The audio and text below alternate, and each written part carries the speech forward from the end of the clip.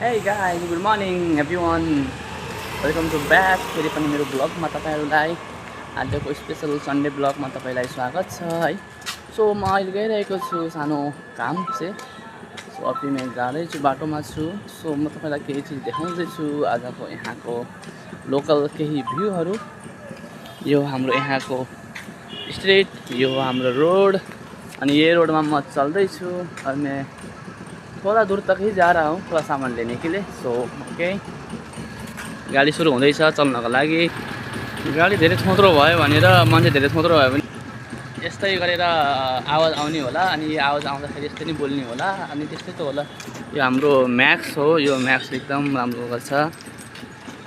ये हमारे ताता जो ये शॉप के मालिक हैं इधर से मेरा वीडियो बनाओ बोल रहे हैं ताता। ताता के साथ मैं भी वीडियो बना रहा हूँ। ओके म अहिले जाँदैछु बनाना लिने के लिए। सो यो हो यहाँको सब्जी दोकान। सन्डेको दिन यति साह्रो बिजी हुन्छ यहाँ मान्छेहरू है। अब यहाँ कति लाइन लाउनु पर्ने हो, यो लाइन कति बेला आउने हो। ताजा ताजा अनि फ्रेस फ्रेस सब्जी चाहिँ यहाँ पाइन्छ। फलफ्रुटहरू पनि मस्तै यहीँ छन्। जसलाई जसलाई खान मन लाग्छ उहाँहरू आएर यहाँ किन्न सक्नुहुन्छ। यो हाम्रो मालिक र म आएको छु केरा लिन। केरा छ यतातिर।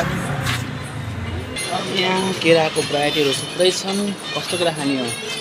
यो रातो केरा, यो हरियो केरा, यो पहेँलो केरा, यो अझै पहेँलो केरा, यो पनि हरियो केरा।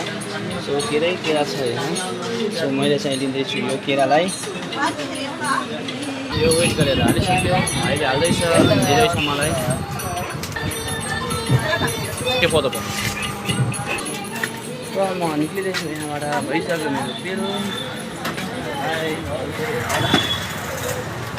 जस्ट भिड हुन्छ, सन्डेको दिन लास्टै भिड हुन्छ यहाँ, किनकि यहाँको एकदम प्रसिद्ध सब्जी दोकान हो नि त, त्यस कारणले गर्दा